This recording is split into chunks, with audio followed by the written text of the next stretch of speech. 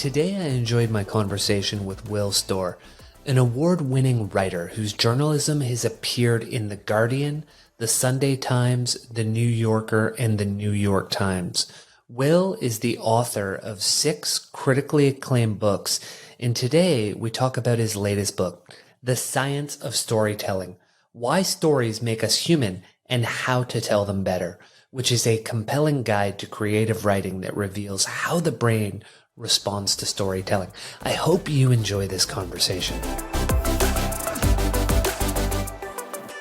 Good morning, Will. Welcome to the Growth Guide podcast. I'm glad to have you here for a conversation about the science of storytelling.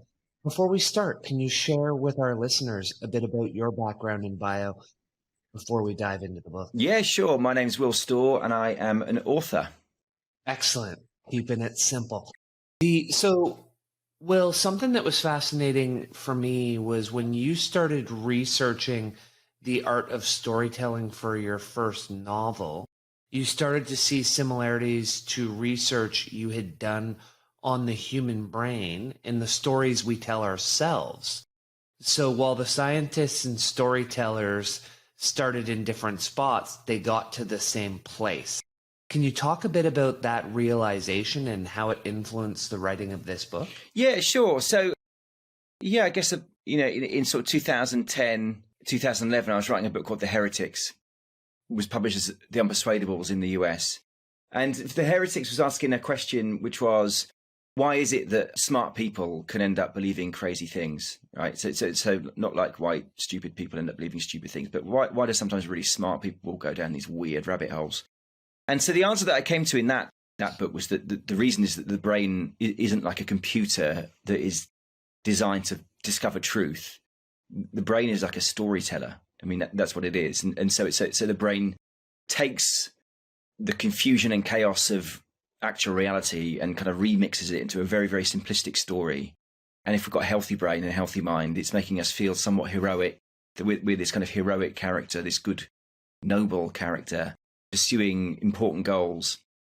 And so that's why we're all vulnerable to believing crazy things, because the brain tends to uncritically accept any fact it comes across that flatters its story and fits in with its story, and automatically reject any fact it comes across that doesn't. And smartness is no inoculation to this. Like, intelligence doesn't make you any better at undermining your own beliefs. It just makes you better at finding reasons to convince yourself that you're correct. So intelligence in some instances can actually work against you. So that was that book, and that was my introduction to this idea that's quite well known in psychology, that the brain is a storyteller. But as I was working on that book, I was also trying to write my first novel and struggling and reading all the usual storybooks that everybody reads. And I was noticing that a lot of the things that it said in those storybooks were very similar to what the scientists were telling me about how the brain works. Like the importance of change, for example, in storytelling, how story is kind of runs on change. And then, and the scientists, the neuroscientists were saying that change is like identification of change is how the brain works, how we perceive. Like if there are no changes in our environment, we literally can't perceive anything. So that was the beginning of that kind of journey for me, really, trying to fit these two very different worlds together. And something you said right there was important because you talk about it in the book, is that story of change. Yeah. And you say whether it's a 60-word tabloid or a 350,000-word epic, every story we hear amounts to something changed. Yeah, absolutely. Can you walk us through that, Will? What does that look like? And then you talked about as well, like the 4 ways of inducing that curiosity around change. What does that look like? Yeah, so if nothing changes in a story, then you've not got a story. Like, something's got to change, otherwise there's no story to tell, right? Like that's kind of a basic thing. But the most important thing that changes in story are the characters. Like, story often tells of character change, and usually tells of character change, from one state to another. And it could be a very basic surface level change, like in James Bond, who kind of changes the world around him. And moves regularly from sort of a strength kind of positions of relative weakness and vulnerability to kind of positions of strength. He goes from in danger, out of danger, in a danger, out of danger. Or in more literary storytelling, it's change. It's sort of very profound change. It can be quite a subtle change, but it's deep, where somebody learns something really important about the world that changes them forever. That's the kind of change that happens in more kind of, more sophisticated storytelling than James Bond. As for curiosity, I mean, that's another sort of really interesting, thing that gets brains spontaneously curious, spontaneously interested, is when there's a psychologist called George Lowenstein who specializes in curiosity, and he talks about this concept of information gaps. And so what an information gap is, it's a bit like a jigsaw puzzle with a piece missing, and or some pieces missing, and then when a human brain is presented with that kind of pattern, it becomes spontaneously curious. And so, like, a really perfect example of that in storytelling is the murder mystery, like or true crime documentary or a murder mystery drama will begin with a dead body.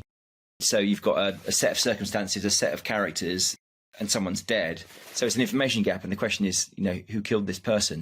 So that's the kind of storytelling that works on, it's changed, something's changed, someone's died suddenly and unexpectedly, but it's curiosity that drives that kind of storytelling. It's that sense of being desperate to find out who killed this person. Even if the person is completely made up and fictional, we become interested in finding out which other fictional person killed them.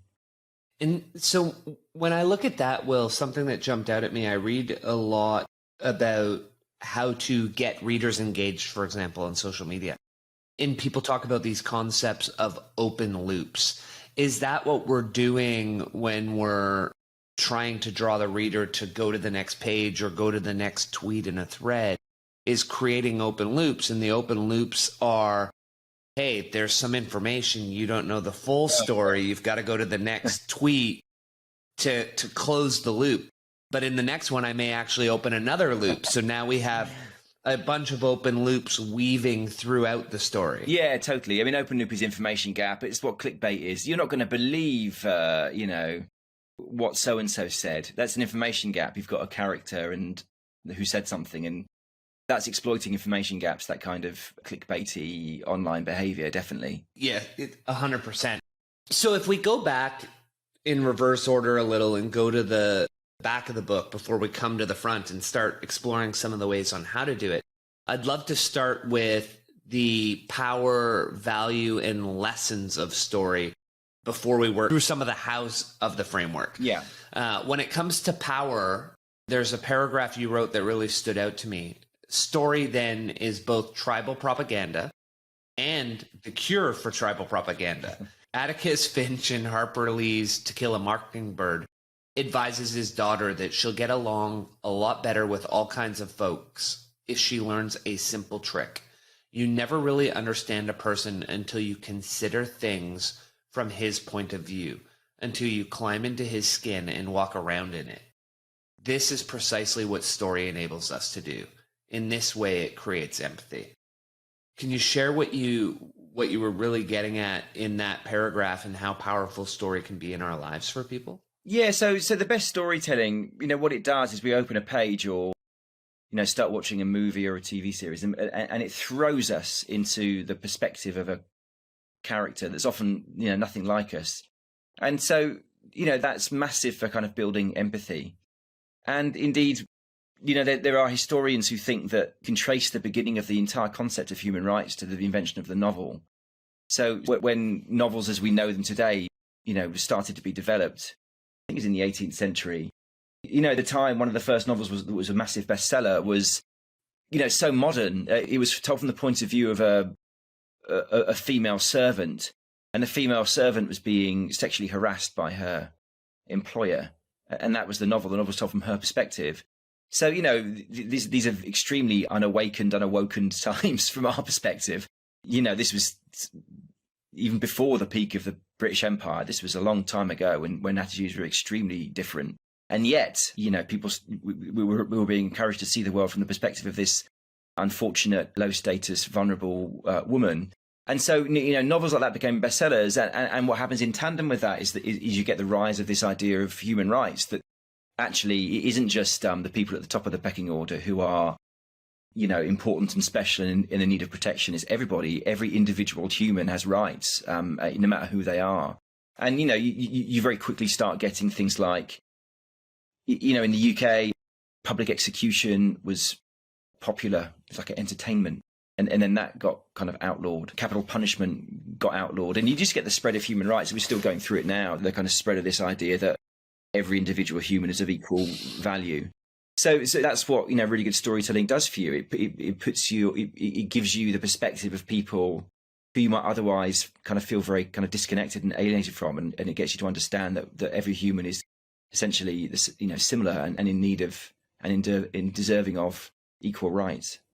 And correct me if I'm wrong, Will. I recall reading in the past that fiction does increase empathy in humans. So despite all we read online about, well, you should only read nonfiction, people who are doing that, sure, you might get a little bit smarter, but you're not developing your empathetic muscles, which are quite important in moving ahead in today's modern world. Well, there were some studies that tried to look at that, and they've surprisingly found them kind of hard to replicate. So that direct claim isn't one I make in the book, because those studies are still kind of in dispute. But the one that isn't in dispute and is the one, it's kind of related, it's adjacent, and it's about storytelling and how it reduces prejudice against kind of outgroups. And so the study that I write about, where they got two sets of people in the US, and they measured their kind of biased, kind of prejudiced ideas about Muslims. This is in the years following the 9/11 and the Iraq War. So there was quite a lot of negative thought going around at the time about the Muslim population of America. And one group were made to watch the series Friends, which of course is famously very white and very, very straight.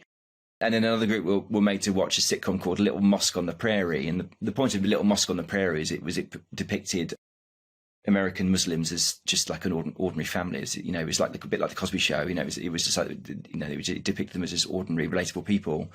And they found that after watching the Little Mosque on the Prairie compared to the Friends people, their prejudicial, instincts about Muslims had significantly reduced. And even more importantly, when they tested them 3 months later, they found that they were still reduced. So experiencing Little Mosque on the Prairie, that story, that depiction of American Muslims as, just ordinary Americans, had lasting effect on the way they saw the world. That's powerful. I love that. And so the idea that if we share the right stories, and we're going to get progress. And it makes me think of, I don't know if you've ever heard of, there's a YouTuber named Dar Man, and he has a YouTube empire, and my kids would always watch these Dar Man videos. And I thought to myself, guys, like, you're wasting so much time on this YouTube. And then I started watching his videos, and every one of his videos is a story that has a message. And they all end with, we're not just telling stories, we're changing lives. And Will, they're so positively, emotionally moving stories in such short little snippets that often I'll watch one and I'm near tears at the end, and I think, my gosh, the fact that my kids chose to watch Dar's YouTube videos, these are phenomenal lessons, whether it's race, equality, you go down the list, it's all about what are good morals, good ways to behave, bad ways to behave. And it's always, here's the bad way to behave. Here's what happens as a result of it. And here's what should have happened, right? Here's the lesson we learn from it. So it's, when you talk about Little Mosque on the Prairie, it makes me think of those Dar Man videos. And in hindsight, now I think almost every kid globally should watch these Dar Man videos, because the world would be a much better place for it through the power of simple story and short snippet videos. Yeah, sure. I mean, and that is the power of storytelling. I mean, there's something really magical about, like a good story. You can tell somebody something like, you should do this, you should do that. You can give them a rule in a written down form, like, don't be a bad loser. When it goes in one out, in one ear and out the other, it's like, don't be a bad loser. Well, all right, it doesn't mean anything. It has no emotional impact. But when you storify it, when you turn it into a story, what happens when you're experiencing a story is that your brain processes what's happening almost as if it's happening to you. So, how do we learn anything in the world? Well, the powerful lessons are the lessons that we learn when we have the experiences ourselves. Like if we experience what is, the costs of being a bad loser, then we're going to learn much, much more clearly why you shouldn't be a bad loser. But storytelling is like not as good as learning it itself, but that's what it's doing, is giving you the emotional experience. You have the experience of what happens if you do this or you don't do this. And so like a great example are Aesop's fables. I mean, Aesop was a a freed slave who was writing his little children's stories 2,500 years ago, and we still know his stories. And and one of his stories is about being a bad loser. It's there's a wolf who's thirsty, and there are some grapes, juicy and full of lovely grape juice, and he jumps up and tries to get them, but he can't get them, and so he just walks off and tells himself, "Well, I didn't want those grapes anyway. Who wants to eat those sour grapes?" And so, that's a story about don't be a bad loser. That's, the wolf was like telling himself that the grapes were going to be sour, even though he had no idea. But if Aesop had just written down on his parchment, don't be a bad loser, nobody would have taken any notice. But we still know what sour grapes means today. Sour grapes is known in China. It's known in Eastern, all over Europe. It's known all over the Americas. Everybody knows what we mean when we say sour grapes, so, and that's because we come across the concept in the form of a story, not in the form of just a basic instruction. That story has been informing people and helping people and teaching people for 2,500 years. And, we still know it today. So that's the power of this stuff, to kind of influence and change behavior. And I only right now learned that's where the real meat behind sour grapes came from, is from that fable, which is pretty powerful right there. And that also, so I wanted to start talking about some of the ways we can use these techniques to improve our storytelling. And one of them is the idea of using imagery through metaphor. And when you're talking about, hey, I'm thirsty, the grapes, sore loser, sour grapes. Yeah. So, you mentioned George Orwell said a newly invented metaphor assists through evoking a visual image. So why are metaphors so powerful for us as authors, and how can we use them better in our writing? Well, so I think metaphors work because of the way the brain processes story. So the fundamental way the brain works is it's not how it seems. So we feel like we're looking out of our skull, like our eyes are windows and our ears are empty tubes, and we're looking out into the world as it is around us. But obviously, when you think about it, that's not what's happening at all. Information isn't coming out of the brain. Nothing's coming out of our eyes. Things are going in. So what actually happens is that signals from around our bodies are turned into electrical pulses. And the brain reads these electrical pulses like a computer reads code and turns it into this 3D hallucination, which is reality. And it happens inside our brains by a process which is still mysterious to scientists. They call it the hard problem of consciousness. They don't really know how it works. There are lots of theories that are incredibly complex and I can't get my head around. But we do know that we don't look out. The world is this story. It's this 3D movie that we experience inside our heads. And that's true. So that's what the brain's doing. It's taking information and turning it into sound, color, vision, feeling, all that stuff, the stuff that we experience as life. And so that's what's happening when we read a book, for example, is that the brain doesn't care where it's getting its information from. It's getting from words on the page or moving images on a TV screen. It's still doing its thing of taking it and turning it into this like hallucinatory world. And so really good writing works with that process because what the brain needs is visual information to turn, it needs enough information to kind of create that kind of visual world. And, that's what happens when we think of ourselves being lost in a story, when we forget who we are or where we are, is that the story world has overtaken the real world. Like we forget to get off the bus or turn our lights out and go to sleep because the story world has become so vivid. So that's what the writer's trying to do. They're trying to trick the brain into imagining their story world and not the real world. And so metaphor is a really good way of doing that because it kind of forces the brain to imagine what you're describing. So, one of the examples I give in the book, I think, is from Graham Greene, and it's just a guy who has just broken his leg. And I think it's something like the pain went through his leg like a train through a tunnel. And so when you read that, you immediately think, well, your brain immediately sort of thinks, well, how can pain through a leg be like a train going through a tunnel? And so it forces you to imagine it. Oh, I get it. Yeah, that does sound painful. Or a visual metaphor. I use one from Michael Cunningham where somebody is putting linens on the clothesline in the sun, and he describes them as being like jellyfish. And so of course you think, well, how can like washing be like jellyfish? And you can imagine, I can imagine these knickers on the line, looking like jellyfish. Yeah, just floating in the air. Yeah. So that's why they're useful, because they trick the brain into, you're kind of forcing the reader to imagine your story world. But that's why stale and used up metaphors don't work, because you're not tricking the brain, because we've heard them a million times before. So there's no puzzle for the brain to solve subconsciously. It's because we've heard it a million times before. So we just sort of, blast through it. So it's creating that new metaphor that causes the reader to pause and think. And in that thinking, you're getting them further into the story. Yeah, so the brain's saying, how can these, knickers on a washing line be jellyfish? How does that work? It's a puzzle. And you quickly solve the puzzle. You imagine, but in solving the puzzle, you have to imagine it. So you're forcing the reader to imagine the scene. But if the cliche has been used a zillion times before, then you're not forced to imagine it, because it isn't a puzzle, because you've heard it before. The puzzle has been solved, not being challenged to imagine anything. And so another thing I recall you reading was when we're creating that world and we're trying to get the reader into it, and we want to create a little bit of the tension and we want to get them into the detail. You had this idea that whether it's a metaphor or whether you're describing the detail of the world, there was an idea of saying 3 things about the scenery. And when you do the 3, it brings the reader, instead of saying, for example, he was holding a pencil, it's a yellow number 5 pencil. Yeah, and now yellow number 5. Yeah, that was a study. So some neuroscientists did a study and saying, to looking at actually what is the optimal level of description to get people to imagine your thing.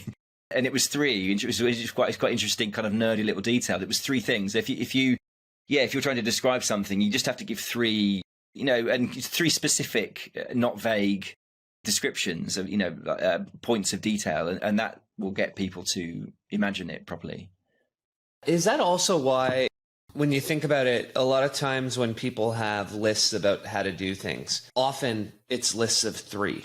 So for example, I have, like how to achieve a goal, know what you want, understand what it takes, do the work day in, day out. Like it's always that quick little 3 hit. I mean, you're absolutely right about that. And I don't know, I can't remember if I write about it in The Science of Storytelling. I don't think I do, but Christopher Booker writes about this in his book, The 7 Basic Plots, which is kind of a masterpiece, really, of kind of story theory. And he describes 3 as the magic number. I can't remember what his theory is about why. I don't think we know why, but it's definitely true that in story and everywhere in human life, 3 seems to be this magic number. Like in The 3 Bears, it's not 4 plates of porridge that she tries. It's not 2, because 2 wouldn't seem enough and 4 would seem too many. 3 just seems right. So I think you're right to observe that, but I don't know why. I don't think it's the same phenomena as this. I mean, maybe it's related. Who knows? But yeah, in storytelling, 3 is definitely this kind of magic number. And in non-fiction that works too. I think when you're trying to sort of, you're right, like here are 3 rules for this, 3 rules for that. It just sort of seems to work. These are the 3 things that you need to know about this thing. As Christopher Booker said, 2 doesn't feel like enough, and 4 you get it's a bit too many. so it's getting old already. But I don't have a why for that, I'm afraid, but it's definitely true. Like I really believe that's true about the number 3. Okay, so let's pivot a little into characters.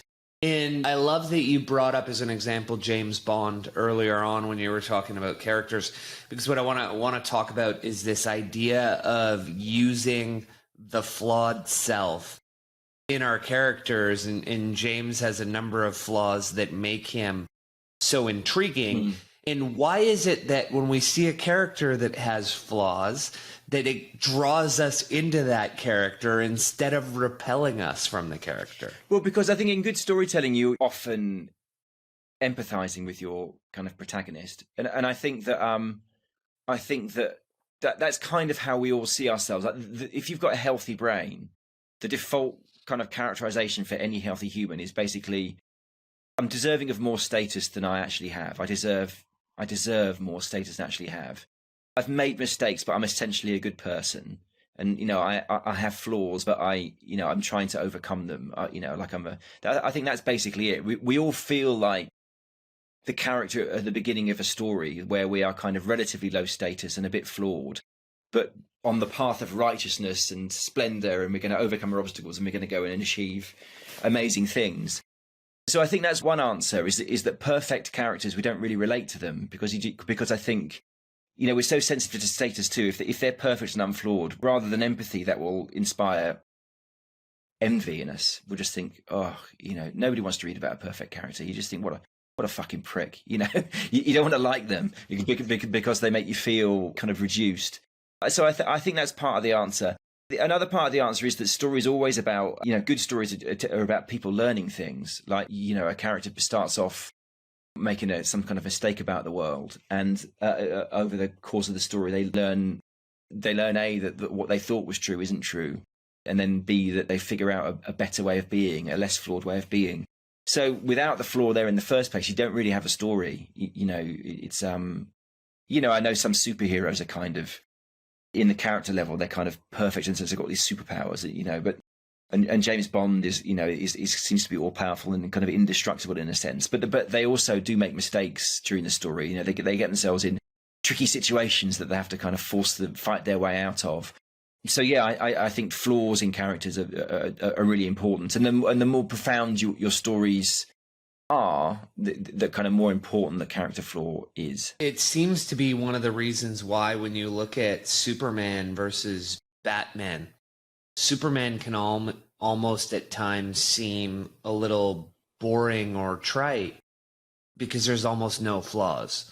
Whereas Batman is just one of us who happens to be wealthy, saw his mom and dad murdered, and now he's out for revenge. So he's doing good, but he's doing it from maybe not the right base, and there's that flaw, and you're like, come on. Yeah, we want you to experience the good. Yeah, absolutely. And that's what makes Batman, you know, much more profound and moving and interesting than Superman. It's the flaws that make it more interesting, because you know, one of the things that you're doing when you're introducing a flaw is the character becomes almost like the story almost becomes like a question about human life and human nature. Like, you know, the story becomes a test of the flaw. It's like, is it true what this person believes? And so with Batman, you know, you talk about that moral ambiguity. He's kind of doing good, but is he doing good?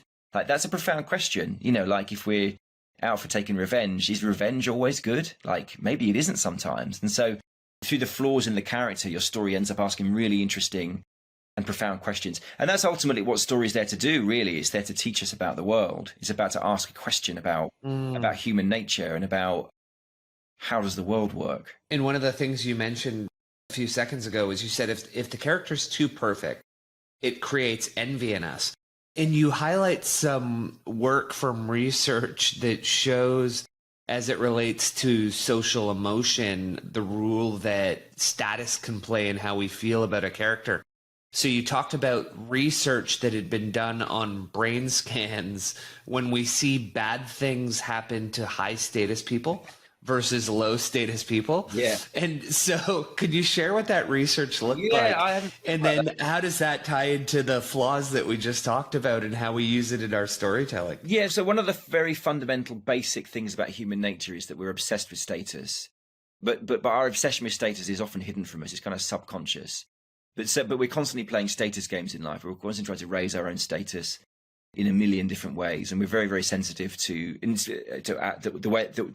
our status versus other people's status. You know, it's something that our brains are constantly aware of. Neuroscientists talk about this thing, the status detection system, which is kind of this always-on bit of biological software that's constantly measuring our perceptions of where we perceive to sit other versus other people. So like when you get into a hotel lift, for example, your brain's going to be thinking, well, who's getting out in the expensive floors at the top? Who's getting out the cheaper floors at the bottom? Who's got the expensive luggage? Why is this person standing so close to me? That's disrespectful. And, you know, it's constantly going on. And the study that you were talking about was done by researchers in China. Often with these psychological studies, they lie to the people who are doing them because they don't want them to know the real reason for the test. And so in this one, they said, oh, you know, I don't know what they said the test was actually for, but they said it's late. There's a bit of a delay. So do you want to just pass the time by playing this computer game? And so you sit and play this computer game, and you're told, and this is a lie as well, oh, listen, you know, you did pretty well in that computer game. You weren't on the top, but you weren't on the bottom either. You're kind of in the middle. And then you're like, you know, go and sit with these people in the waiting room. These people over there, they did amazing. They killed you. These people over here did kind of much better than you. So anyway, they sat there with, you know, in the middle, looking at the people who did better and they're looking at the people who did worse. And then their time comes to do the test, and they go into a brain scanner. And they're shown these videos of people having very painful looking facial injections. And the brains, you can tell quite easily when we're feeling empathy.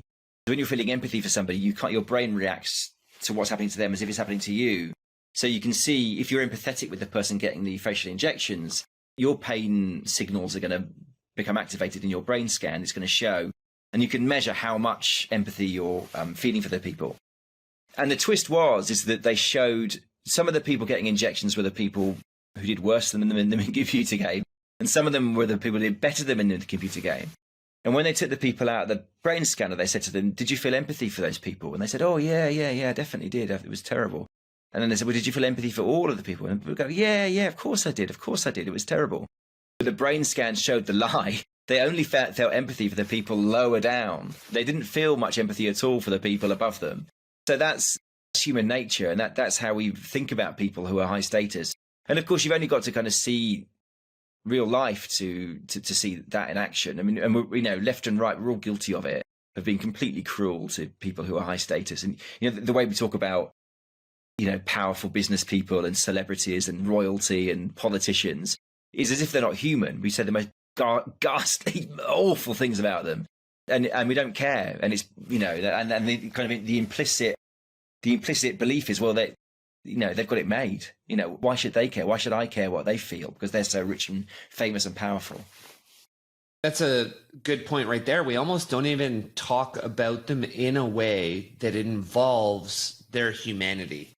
It's purely, what do we want out of them? Yeah, exactly. What story do we want? Yeah. Like, ignore the fact that Harry and Meghan have kids and forget Archie. Let's just pillory the two of them and not worry about the fact that they're human beings. Well, I always think about Elon Musk as well as everybody, like Elon, he's the richest man in the world. Yeah, but he's also one of the most hated men in the world and one of the most ridiculed men in the world. He knows that. He knows that. And I've no doubt it causes him pain when he sees some of the things that are written about him. I mean, he's not like most mortals, but he's still mortal. So yeah, it's true. It's not a particularly nice side of human nature, but it's functional. Envy, when it's productive, envy can manifest in two different ways, can't it? It can be negative and toxic, and it can lead us to kind of trying to bully people and pull them down. But it can also motivate us to try and achieve more in the world. It can be productive, envy, if it's experienced in the right way. Thanks for listening. If you enjoy what you're hearing so far and want me to be able to get your favorite guests on this show, please do me a quick favor. Subscribe to the show and leave me a rating. The 30 seconds of your time will mean a ton to me. And a lot of that you've already said is subconscious and unconscious. So we're going to talk a bit about that idea, because you talk about that, about the two levels of storytelling. So we're going to get that into a second. But before we get there, I have a section of the book I'm going to outline and then have you color it in for the listeners. And that is this idea that good stories have a kind of ignition point. It's that wonderful moment in which we find ourselves sitting up in the narrative, suddenly attentive, our emotions switched on, curiosity and tension sparked. An ignition point is the first event in a cause and effect sequence that will ultimately force the protagonist to question their deepest beliefs. So what does an ignition point look like? And how can we use that, whether we're telling a big story or whether we're writing a thread on Twitter and we want to ignite the reader? Well, an ignition point, for that, you need a character, and you need, who's experiencing a story, really. So how stories often begin is that you're introduced to a character, right? And you're introduced to them, and they kind of tell you who they are, and you get a sense of what their kind of flaw is, what their flawed idea about the world is. So for an example might be in the Godfather, the very famous movie The Godfather. And that begins at the wedding. And, we meet like Michael Corleone, and he's this decorated war veteran who has ambitions to be a politician, a senator. And then his fiance or girlfriend, I forget, I don't think they're engaged yet, but anyway, it doesn't matter. She notices at the wedding that all his families appear to be gangsters, and she's like, what the fuck's going on, And he says to her, you don't worry about them. He said, that's them, that's not me, that's them. Okay, so that's fine. That's how stories often begin. And at this point, we're not particularly interested. It's kind of boring. The first few, it's not that interesting. The first few, first minutes of The Godfather, because it's some people at a wedding, and all right, okay, fine, they're gangsters, but all right, the story hasn't begun yet. The story kind of ignites and becomes interesting when something specifically happens to challenge that belief that the character has about the world. So in the case of The Godfather, there's an attempt on the life of his dad. And so that forces him to readdress that idea. That forces him directly to go, okay, my belief about me is that I'm not a gangster. I'm a stand-up guy. I'm an honest guy. But they've just tried to kill my dad. So now, what am I going to do?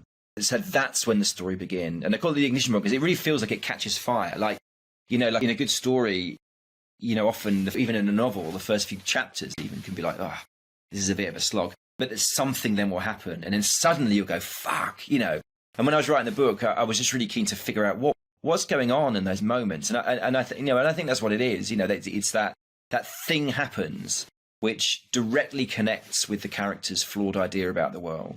And you talked about this idea that it's the two levels of storytelling. It's not only the conscious, but it's the subconscious. Yeah. How do we best evoke both pieces to really ignite the reader? So, story is like human life. Story is just a recreation of human consciousness. And in human life, there are two levels of life. There's the exterior level. There's the drama that happens around us, the goals that we're pursuing, the people that we're talking to, the conscious thoughts that we have. But we also have this like great stewing subconscious, which we don't have kind of full access to, or we don't have any direct access to, actually. That's all going on too. And story, good stories kind of reflect that. So what happens is in, just like in life, there's a constant conversation between conscious and subconscious. And the things that happen in the exterior world change us in the interior world. And changes in the interior world then cause us to act differently in the exterior world. So they're constantly kind of talking to each other. So that's how kind of character change happens. It's like, when Michael Corleone is battling the obstacles that are coming with the attack on his father and his family's business, he's being changed subconsciously. He's becoming more and more evil. Like he begins as somebody who is a stand-up war veteran and wants to be a senator, but he ends up completely corrupted. It's like the Walter White thing, like in Breaking Bad. So that's what in good storytelling you have, is that the external events change the person internally. And then as they change internally, they begin to act differently kind of externally. So it's that constant cause and effect between the two levels of story. Oh, beautiful. And so that ties to this idea. There's this concept that you highlight for characters in well-told stories. They're three-dimensional. And you talk about this as the idea of multiplicity. They're both recognizably who they are and yet constantly shifting as their circumstances change. And so can you expand a bit more on that? And you also, interestingly, somehow tie that to your own diet routine. Yeah, so this idea of kind of multiple selves, I think, is really interesting. And some of it relates to kind of personality. So in bad storytelling, you meet a character and the character is just always the same. It's like a cartoon character where they're always in the same mood. They're always the same. They're always, at the moment in storytelling, culturally, we've got this ridiculous kind of profusion of strong female characters that always seem to be the same character. They're sassy, they're sarcastic, they're rude to everybody. They don't take any shit from the men, like you see this character all the time at the moment in movies and in drama, and they never change. They're always the same. They're always rude and sassy. They don't have any vulnerability. They don't make mistakes. So for me, that's bad storytelling because it's completely unbelievable. Like a good storytelling, like for example, it will be characters like Tony Soprano in The Sopranos, who he's recognizably who he is, but in different contexts we see massively different facets of him. So we see the loving family man when he's driving his daughter Meadow around to visit universities. But you also see the kind of psychopathic violence of which he is capable. So that's really good storytelling. That's really good characterization because that's who we are. But it doesn't mean that we are all things at all times. Like, what does it mean to say we're recognizably who we are? And so an example might be if it's somebody's personality that they're very neurotic and that they're very highly sensitive to threat, then that's who they are, and they're not going to be like that in every single scene, but it will influence how they experience life in general. And if you imagine like a bunch of people on a roller coaster, everybody's terrified, everybody's highly sensitive to threat. That's the whole point of the roller coaster. But the neurotic person is going to be the most terrified on the whole thing. And I think that's what we mean by kind of a three-dimensional character, is that they are recognizably who they are, but in different scenes we see different facets of who they are. We see that manifesting in different ways depending on their particular circumstance. When you start to thinking of the subconscious for these characters, something that you talk about storytelling, but even goes beyond story and goes into everyday life, is this idea of needs versus wants. So, for example, you often, someone says they want to lose weight or they want the sports car. But what they're really looking for is to fill that emotional need of, if I have the sports car, people will like me. Yeah. If I lose weight, my wife will look at me and be attracted again, or my partner will this. And so how do we use that needs and wants to shift characters and tell a story and get people into the story? Yeah, so people want a million different things, don't they? Like, sports cars or promotions or, this person's hand in marriage or whatever it is. So consciously, we have these very specific wants, and characters and stories have these very specific wants. They're trying to, do whatever they're trying to do in the drama of the story. But subconsciously, often the want will be much more, as you say, it will be a need. And so psychologists talk about two different kinds of motivations in humans. They call it, there's proximate motivations and there's ultimate motivations. So the proximate motivations are the things that we think that we want. So what do I want right now? I want pizza. Why do you want pizza? Well, I love pizza. It's delicious and I'm hungry. So those are the proximate motivations. Those are the conscious motivations. Those are the obvious motivations. But the ultimate motivations is like, why evolutionarily speaking do you want that thing? And obviously it's because I need calories. Like I'm always on the hunt for kind of calories, and pizza is very calorie dense. And so if I eat pizza, I'm going to have lots of calories. And so, more profound versions of that are, so you can think about that there are kind of three basic classes of ultimate motivations. The first one is survival. So that's the pizza one. And there are stories about which are about survival. So like The Revenant is about survival, and that's what's trying to, what Leonardo DiCaprio is trying to achieve in The Revenant is simply he's trying to survive. But most stories about the other two ultimate sort of sets of motivations. There's basically this connection and status. So humans want to get along with each other because we're tribal. We want to be accepted into tribes, and so the getting along can be about, I want to fit in with this group and be accepted by this group, or it can be familial, or it can be romantic, or it can be so like I want to reconnect with my children, or it can be I want to, like, nobody loves me and I want to feel loved, or it can be romantic. It could be I want this person's hand in marriage. And then the other one is we've already talked about is status. People really want status. So in the film Whiplash, his proximate motivation is he wants to become the best jazz drummer, or he wants to impress this teacher who teaches jazz drumming, and he's so desperate to impress him he'll do anything. The ultimate motivation is status. What he wants is status, and that's the particular way that he's getting status. So you see that kind of throughout storytelling is that people want a million things, but really what they actually want are three things, and that's survival, connection, and status. I digress a little on, as soon as you used the word The Revenant, just the vivid imagery that was used in that movie when it comes to two scenes. One, the bear attack. Two, when to survive and to be warm, he goes inside the horse. And I don't know how that imagery was arrived at, but you can almost never shake it for the rest of your life. Someone throws out Leo DiCaprio and Revenant, and you're like, oh yeah, the bear attack, or oh yeah, the horse. Yeah, exactly. Like just that use of imagery, Will. Yeah, totally. But I always think it's interesting to think about a story just in those three simple terms. Like, what are the threats in storytelling that really connect with us? Well, there are threats to survival. When the survival of the character is threatened, that's obviously, whoa, that sucks us in because we can relate to that. But also connection. So if our character has been rejected by the person that they love, if they've been ostracized from their group, or if they isolated from their family, or even from humans in general, if they're lonely, we can relate to that.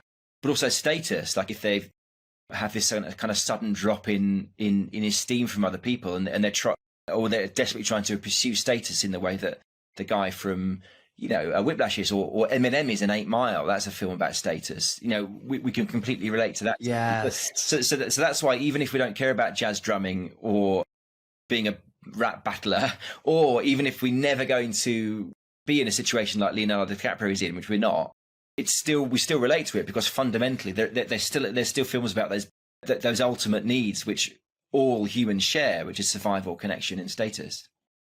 Survival, connection, and status. And the best part is you can play them against each other. So even though, and this is why we tend to love that character, and I'm thinking of it, the more we talk, I'm picturing movies or Netflix shows, and you have that high character status, who at first you don't like. Yeah. Because they're the rich kid. And then you start to get to know them, and they've got some deep flaws. For example, they might have an abusive parent or a horrible family life. And all they really want is they want people to see past the status so that they can connect. And then all of a sudden, well, wait, now I like that character. Yeah, because you empathize with them, because that's a serious connection problem. If your parents abused you, you've got a broken connection with your parents, and that's something that it doesn't matter how rich people are, that's something we can relate to. And that's why high status people love to tell stories of their difficult upbringings, and they love to tell stories about their problems, because it encourages sort of connection with them. I mean, the other interesting stuff about this is if you think about, some stories are just about those things. So The Revenant is really just about survival. That's what that's about. A story like Brokeback Mountain is pretty much only about connection. It's about two men who are in love, but because of the homophobic culture they're in, they find it difficult. And Whiplash is pretty much about status. That's what that's about. It's about somebody trying to go from there to there. And Eminem's, 8 Mile. But if you think about our most profound stories, the ones that feel absolutely rich, and the stories that we can watch again and again and again and again, like The Godfather, like Star Wars, like Romeo and Juliet, they're about all three of those things almost equally. Like The Godfather is about survival and is about connection with the family, but it's also about the status of the family.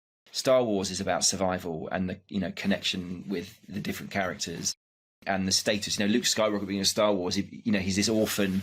He's just working on a moisture farm. His childhood nickname was Wormy, and then by the end of the film, he's got this big gold medal on, and everyone's cheering him. His rise in status is kind of huge.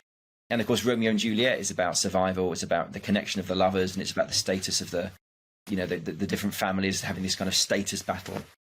So that's what makes stories, the most kind of profound stories, the ones that's what we feel, that we can watch them a million times, because they're so rich in human life, because they're tackling all those three big questions at once.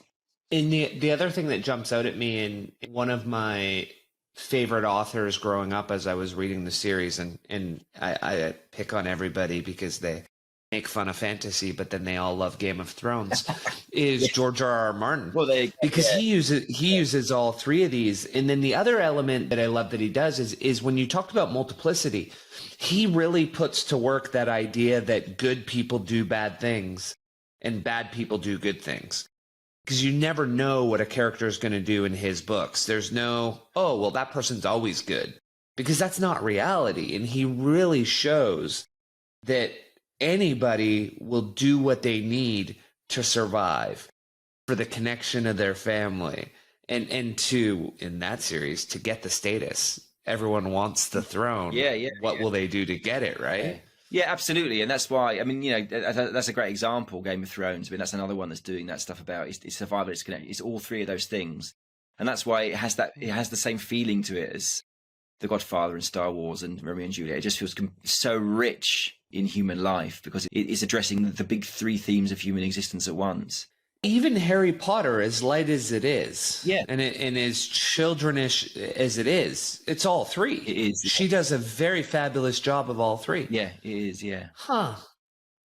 You're giving me ideas. I write fantasy novels with my sister, so now I'm tweaking my characters as we talk. Well, this is all, so this is all based on research I've done since the book. So yeah, you won't have read about this in the. Yeah, but it's jumping out, and it's enjoyable just to dive through with you.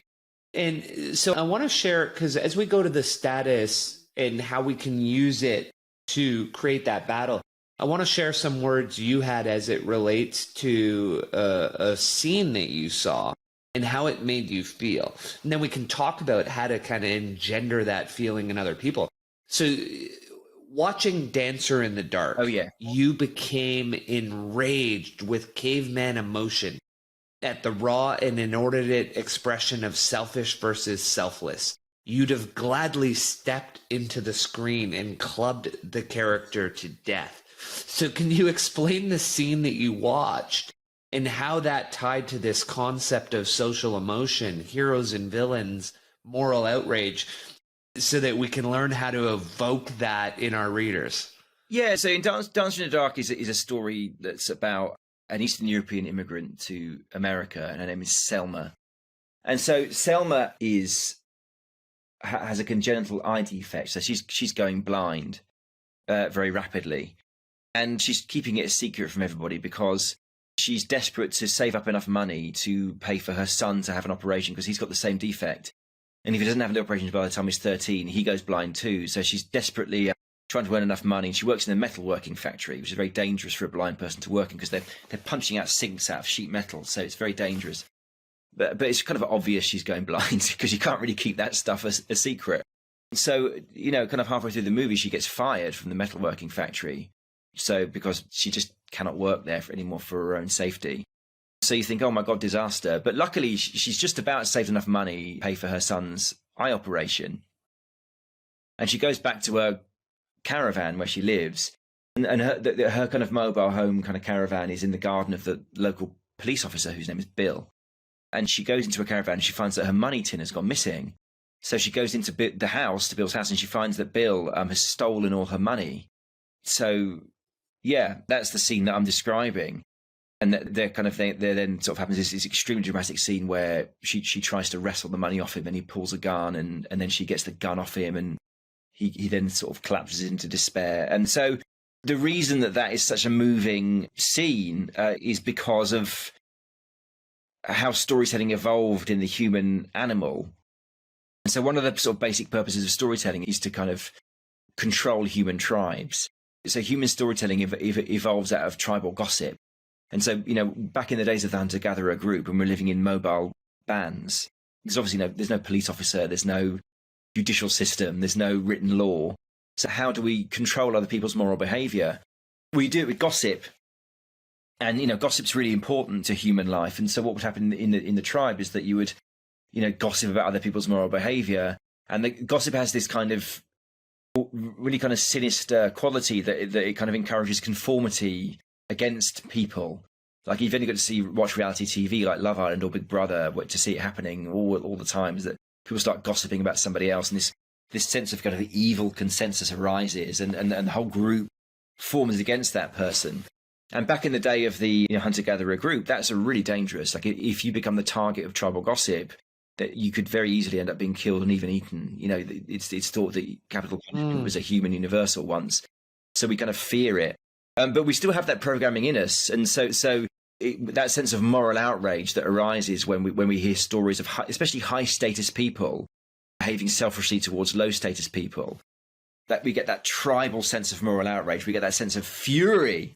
And in real life, we end up, of course, attacking people, physically, but often online, trying to get our revenge on them. But in the context of the film, there's nothing you can do. You can't, you get that sense of moral outrage. And so it kind of forces you to keep watching.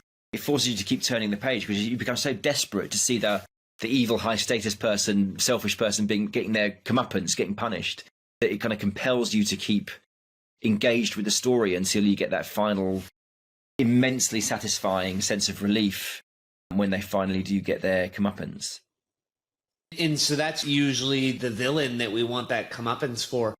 When you talk about the hero and we talk about that culmination, one of the ideas that you talk about we've talked about they want to earn status, but there's something deeper about that. So what you say is, but heroes in story and in life have a final essential quality that we've yet to fully encounter. This is our oldest and most fundamental drive, probably originating back to when we were single-celled organisms. Humans are direct towards goals. Yeah. And so we haven't talked about that yet. How is that goal drive, which essentially is the whole story, is because we're starting and there's some goal we're trying to get to. Now, as we talked later, survival, connection, status. But how does that goal drive the story? Yeah, when you have to have that, your protagonist has to have a goal. Otherwise, because the goal is what drives the story. Like, you know, we've been talking about The Godfather. So, you know, the reason the first minutes of The Godfather aren't particularly interesting is because there's no goal. There's just some people at a wedding having a chat. Not interesting. But, you know, it becomes interesting. You know, part of that ignition point is when the goal appears. So of course, when there's the attempt on the life of Michael Corleone's father, it suddenly has a goal. Okay, I've got to protect my family now. I've got to protect my dad and make sure that they don't complete this attempt on his life. And then that becomes, I've got to defend the family. I've got to make sure that we don't get destroyed by rival mob clans. You know, so that's true in story. It's also true in life. Like we are goal directed. All living things are goal directed. If you're not goal directed, you're depressed. There's something wrong with you. You know, you're lying in bed and you're miserable, and you know, and that's kind of how we feel. That's how we feel when we're depressed. We feel that our goals are kind of pointless. We're not particularly interested in anything. It's almost a definition of depression, is that you feel like there's no point you even trying. And, you know, and sometimes you feel that even the goals that you should be pursuing, you just don't really value them anymore. So, yeah, it's almost a definition of depression when our storytelling powers become weak. We don't feel like heroes pursuing goals anymore. We feel like the obstacles of the world are insurmountable and the goals don't matter that much anyway. That's an interesting one is when you get into that state where the goals don't matter anymore. And what you used to want, now you don't want. Yeah. Is there a way with our writing that we can use that to bring the reader in? No, I mean, I think it's very difficult to write depressed characters because they're not active, you know, and actually, it's actually a surprisingly common error that storytellers make, not necessarily writing depressed characters, but writing characters that aren't active. So you'll often see a character who lots of bad things are happening to them and they're just sort of reacting, you know, they're just going, oh no, but they're not actually proactive. They're not actually, you know, like a story is a sequence of causes and effects. And your protagonist should be proactive. They should be the principal causer of the effects of the story. Not the only one, for sure, but the principal one. And if they're not the principal causer of the effects of the story, they're not actually the protagonist, somebody else is. And even if you have, so they're not the main character, but they're one of your core characters, you always want them in that active voice versus passively reacting to the world around them. Yeah, they've got to be like, right, I'm going to do something about this. And also that's how they change. You know, like in life, we are kind of always experimenting on ourselves. You know, we're always testing things out and seeing how they work and hopefully growing, as that's what growth is, becoming better people as we figure out better theories about how to control the world. We figure out better how the world actually works and how we ought to be in the world to get what we want. That's what growth is. So if you're not doing that in life or in story, you're not growing, you know, so you've got to be testing. I'm going to try this. I'm going to try that. And then that's something unexpected happened. So I'm going to recalibrate. I'm going to adjust. And that's how character change happens. It's this constant adjustment through the story. You know, ups and downs. You don't always get better. Sometimes they get worse and make a really terrible decision. But generally speaking, they're learning. And the story ends when they finally figured it out. When they finally figured out that what they thought at the beginning of the story, that was wrong. And they finally changed. And we'll even take that out of storytelling and take that into life. As a person who works with clients and coaching and life goals, etc., I mean, that's one of the main things we're looking to help people do is to say, hey, you're not a passive character in life where life's happening to you. Let's pivot how we're thinking about it. You are in control of your life. You're the main character. Yeah. Life happens for you. Let's change how we proactively act on a day-to-day basis to get what we want. Essentially, what we're trying to do is we're trying to take people and say, hey, you can go through the 5 acts of a story. You don't have to just be stuck having the story happen to you. Let's tell the story the way you want it to be. Yeah, that's right. And there's lots of scientific research on reframing, which is literally about, you know, you go back through your life and think about those traumatic things that you they're very painful to think about, and you can rewrite them. You can reframe them. And I think one of the things that people don't necessarily grasp is that every single traumatic episode in their life, they have been somewhat heroic because they've got through it. And that's what's the definition of kind of being a hero. When some terrible obstacle has come in your way, and you might come through it bleeding and bruised and a bit broken. But that's what heroes do. They get through it and they grow as a result. That's the definition of a hero. So, as kind of cheesy as it sounds, like if you're living in the world today, and you have been heroic at times in your life, 100%, everybody has. But we're sometimes not very good at telling that to ourselves, because we look at our back and we think that these are experiences of pain. And it's like, yeah, there are experiences of pain, and you don't like thinking about them, but fuck, you got through it, didn't you? You did it. And here you are, alive and improved somehow. And so what that resonates is the idea of, in a final question on the book, and then I'll throw some final 4 rapid fire questions at you, is this idea of a 5-act structure. In the book, we've talked a number of times about The Godfather, and I think that's because it's a masterful storytelling, and you use The Godfather to contrast. Well, what are the 5 acts that generally you'll see in almost every story? What does that look like for the listener? Yes, so some storytelling people say that you need 5 acts or you haven't got a story. That's not my position. Like, my position is that these 5 acts that are, well-known storytelling, and Shakespeare used 5 acts, like that was his thing. If you want to do big mass market, crash bang wallop, best-selling book storytelling, then you should be using the 5 acts. But lots of literary storytelling doesn't go through this whole cycle. And the 5 acts really show a full transformation of a character. And they kind of work like this. So we talked about The Godfather, for example, we're beginning with, and so the act 1 is kind of, this is me, right? So in The Godfather, it's, this is me. I'm this son of a gangster who's not a gangster, but it's not working. So that's when the ignition point happens. It's like something happens which makes the character realize this idea they had about themselves or the world, which they thought was absolutely true, might not be true. So that's act 1. This is me, and it's not working. Act 2 is kind of, is there another way? What you'll find often is the character experimenting with a new version of who they are. Like, can I be a version of me in which this isn't true? So in The Godfather, you see him experimenting with being a gangster, him learning the art of street violence as opposed to kind of violence in war. And what you often see in this part of the story is teacher characters come forward to help and guide, like Yoda characters to help and Yoda character, like become this new version. And then in Act 3, which is the middle of the story, they transform, they embrace this new version of who they are. So in the middle of The Godfather, famously, he commits a murder. He kills a rival gangster and also the police chief. So he can no longer say, that's not me, I'm not like that, I'm not a gangster, because he is now, and there's no going back.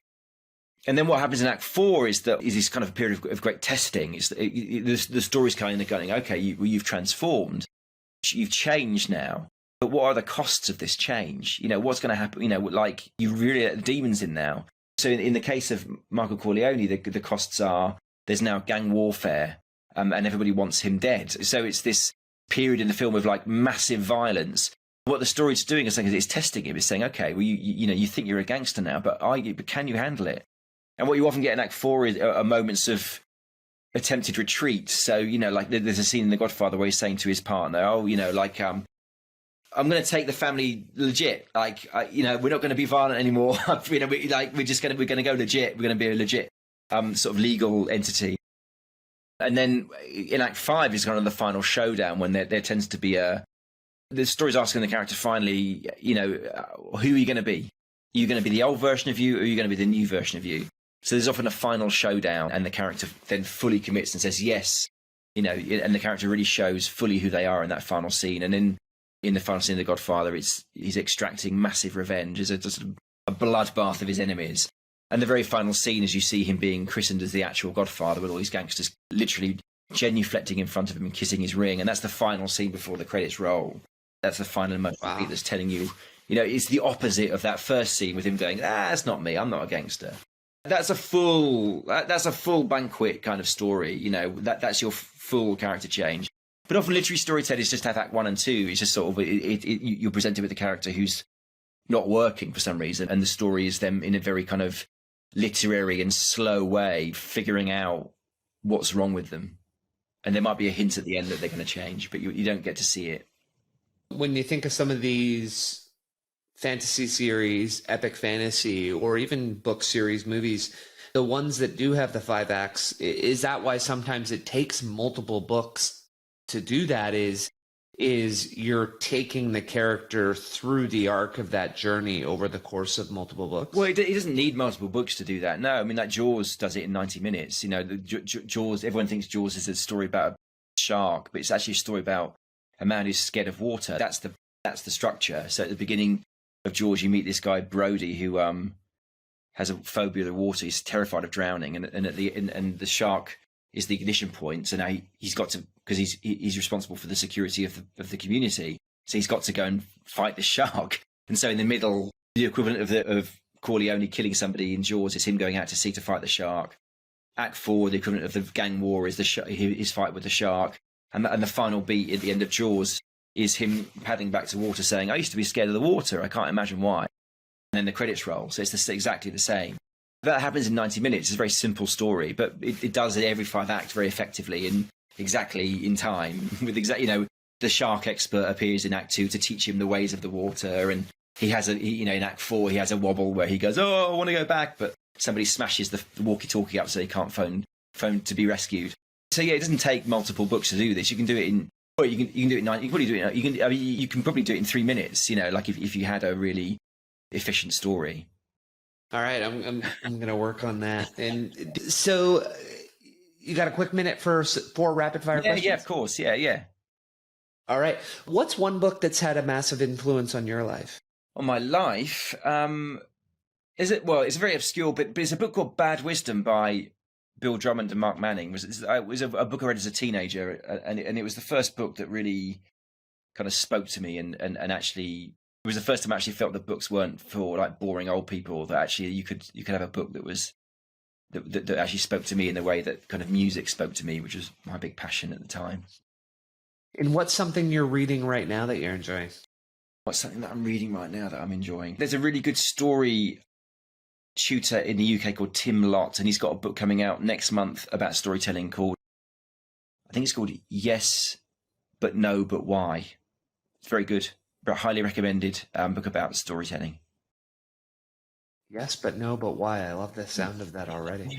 What's one thing that Will has spent less than $1,000 on in the last 12 to 18 months that you've thought, wow, I wish I had bought this sooner? Less than $1,000 on that I thought I wish I'd bought this sooner. That's a good question. I wish I'd bought this. Oh, I tell you what, I wish I bought sooner. I've bought a proper music player, so I can listen to music, not on my phone, but on a proper music player with proper earphones. It's by a company called Hiby, Hiby, and it costs $600, and I absolutely love it. Yeah, it's the set. You can't even compare the sound quality with your phone. So yeah, it's that. I wish I'd kind of got that sooner. That's I'm very happy with that purchase. $600. Oh, wow. And it looks stunning, too. It's like an older iPod. Yeah. But what's the one? way sexier. R5, I think the one. R-Gen, R5. Yeah. And it just plays great music. Yeah. And the big myth about these things is that people say, oh, there is any point in getting these things if you've got like high-res music files. And that put me off for years getting it. But I just thought, sod it. But it's not true. Like, if you can listen to like MP3s and they sound incredible. You can listen to Apple Music, streaming. Just as long as you set the settings for high res, it sounds incredible. You don't need special files on these things. All the nerds, they say you do, but honestly you don't. I've tested it with the special files and with the cheap files, and there's not much difference. So yeah, highly recommended if you're into music. Don't be chained to your phone. The only problem is I'm always missing calls now because people are phoning me, but I've got the other thing on. But you're hooked up. You're hooked up to your Hiby, which is a good thing if we want deep focus blocks to work on our writing. We want it. We want that. Yeah. So because the show is about growth and improvement, what's one habit or mindset shift or behavior change that you've made in your life that's had an oversized positive impact for you? Huh. Well, I tell you what, actually, I've started volunteering last year to a charity, and that's made a massive difference to me. It's kind of amazing how, before that I was feeling I'm a writer, I work at home, I'm a middle-aged man, quite isolated, quite lonely. And actually that's really changed me. It's had such a huge effect on just my general level of happiness. So yeah, volunteering has been a big thing for me recently. Oh, that's powerful. It works on the aspect of connection we already talked about. Well, exactly. That's beautiful. Yeah, I had a connection deficit, definitely, and that has fixed it. And so we went pretty wide in the book. There's a lot of areas in the science of storytelling that we didn't cover off. Is there anything that we didn't cover that you want to make sure the reader or the listener gets as a takeaway? No, I think we covered loads. It was great. Thank you, Clint. Really, really, really good conversation. Yeah, thank you. It was super enjoyable. And where can our listeners find you, Will? Best place is Twitter at WStorr, STORR. That's my Twitter handle. So any news, if I do science of storytelling courses quite regularly. That the stuff we were talking about survival connection status, that's new. That's in the course, not in the book. So if you want the latest stuff from me about storytelling, jump on a course. It's about $50 for 3 hours. So not too expensive. Yeah, excellent. And thank you for joining me today. Really appreciate it. No, thank you, Clint. I really appreciate the chat. If you like the podcast, you'll love our new newsletter, The Growth Guide. Every Thursday, straight to your inbox, with the goal to help you be better, achieve more, and become financially free. Check it out at our website, thegrowth.guide. Subscribe and learn more.